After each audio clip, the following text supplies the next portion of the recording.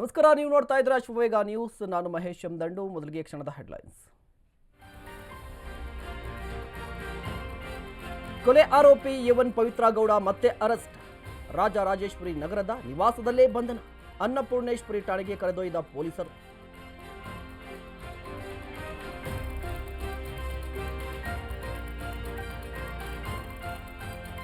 ಕಾಯುವುದೇ ಉತ್ತರವಾಗಿದ್ದರೆ ದೇವರ ಮೇಲೆ ನಂಬಿಕೆ ಇಡಿ. ಕೆಲವು ಕಾಯುವಿಕೆಗಳು ದೈವಿಕ ರಕ್ಷಣೆ ನೀಡುತ್ತವೆ. ಬಂಧನಕ್ಕೂ ಮುನ್ನ ಎವನ್ ಆರೋಪಿ ಪವಿತ್ರ ಗೌಡ ಭಾವುಕ ಪೋಸ್ಟ್.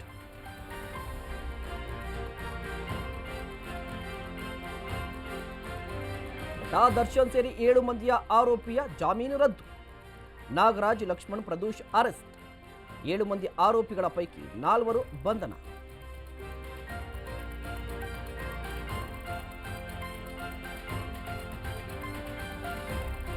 ಆರೋಪಿಗಳನ್ನು ಬಂಧಿಸಲು 7 ತಂಡ ರಚನೆ. ಇನ್ಸ್ಪೆಕ್ಟರ್ಗಳ ಸಮ್ಮುಖದಲ್ಲಿ ಆರೋಪಿಗಳ ಬಂಧನ. ಅರೆಸ್ಟ್ ಬಳಿಕ ಎಲ್ಲರಿಗೂ ಮೆಡಿಕಲ್ ಚೆಕಪ್.